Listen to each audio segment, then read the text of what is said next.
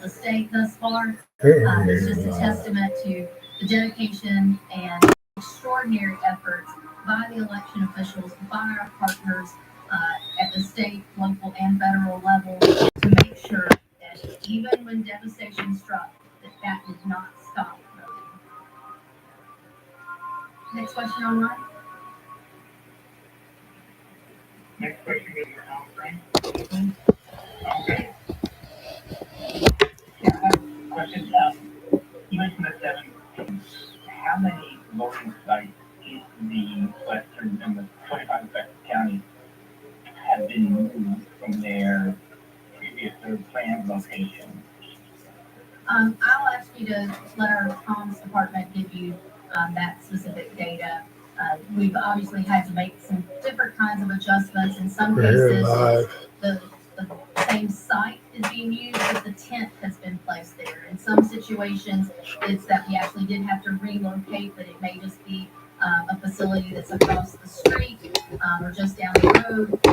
So, in some cases, we haven't necessarily completely shut down the facilities. We've just had to make adjustments. So, if you want to know some more specific data, let our comms department give you that information. Next question. Next question is from Chris Jones, 18 South. Chris Jones. Hi, this is Chris Jones. Thank you. A question about mail ballots. The latest data I saw, there were some 200,000 mail ballots that had been requested that hadn't been returned yet, so just under half. That'll obviously change today and tomorrow as those ballots come in, and you're getting very clear instructions that voters shouldn't mail the ballots at this stage. They need to take them directly to election board offices. And there's definitely been some concerns and talk about mail delays. So just wanted to get your thoughts about that situation, and specifically what advice you would offer to voters who might be worried about whether their ballots will arrive in time by 7:30 tomorrow, and anything that media outlets or others can do to inform voters about their options. Thank you. So we do have a number of more requests that were made than ballots have been returned, but that's not uncommon. There are a lot of folks who will make sure that they have that ballot in case that's the way that they would like to vote, and they just see how their schedule or weather or whatever might be their motivation to determine whether they go and vote in person, either during early voting or on election day. So we do anticipate it's not going to be a one-for-one on request to return for absentee ballots. Voters can, if they choose to vote in person, instead of using that absentee by mail ballot that they've already received, they can discard it and go to their election day polling place. If they have not mailed it back in, and that they do want to vote absentee by mail, mail is not going to get delivered at this point. It's too short of a window, and certainly the guidance by the Postal Service is to allow for a week, and we do not have a week at this point. So they should deliver that to their County Board of Elections office today during business hours or by 7:30 p.m. The law did change in North Carolina, and this is our largest election where it has been in effect, that absentee by mail ballots must be returned to the County Board of Elections in their hands by 7:30 p.m. on election night. So that is 7:30 p.m. tomorrow, Tuesday, November the 5th, in order for it to be counted. There is no longer a grace period or a postmark circumstance in North Carolina any longer. Now, with Hurricane Helene, voters who choose to vote by mail and are registered in one of those 25 affected counties, there is the option for them to take that to a County Board of Elections outside of their home registration. We are logging those, time stamping and date stamping those, and they are being securely returned to the home or issuing County Board of Elections. And so they are the only voters who get that exception. All other voters who want to return their absentee by mail ballot must do so in person to their County Board of Elections either today or tomorrow by 7:30 p.m. Absentee ballots, if the voter is not able to return it, absentee ballots can be returned by a near relative or legal guardian, and we will log that information when those ballots are turned in. Next question.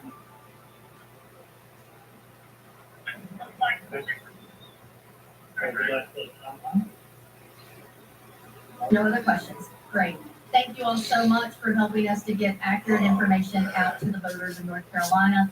We look forward to serving folks tomorrow on Election Day. And remember that polls are open from 6:30 a.m. to 7:30 p.m. And if you need to learn where your voting site is, or to look up your registration information, or see your sample ballot, that is available on ncsbe.gov through the voter search tool. Thank you. We were just listening into the remainder of the comments from North Carolina as state election officials were giving an update on their plans for Election Day. Let's now step away for 2 minutes break.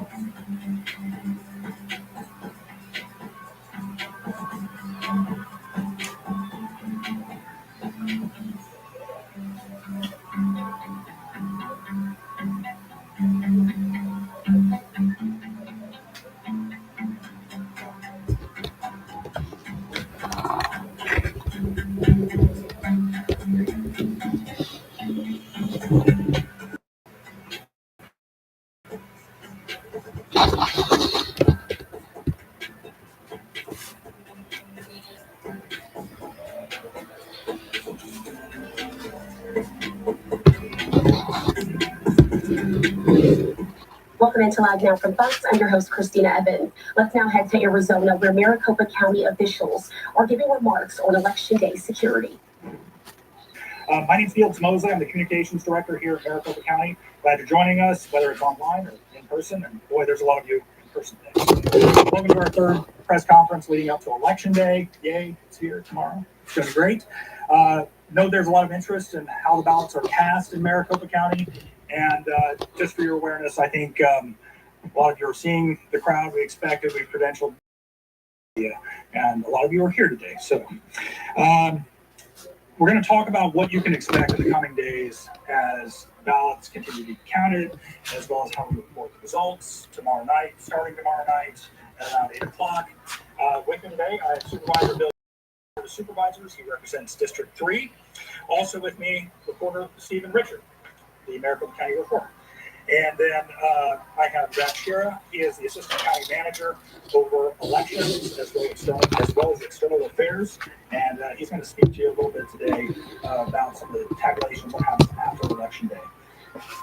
Deputy Elections Director for Communications, Jennifer Lee, or she'll be doing what we've been doing the last couple of press conferences. She'll be handling the Q&A. Of course, she handles this information a lot, and we'll do our best to try to get to everyone's questions. Obviously, we're not going to get to everyone's questions with the room is full. So, covered for you, and we'll do our best to do that. So, without further ado, Supervisor Bill Good, to start us off. Thank you. Thanks, Fields. Really appreciate it. And just like Fields said, want to thank everyone, our local, national, and international reporters for being here today.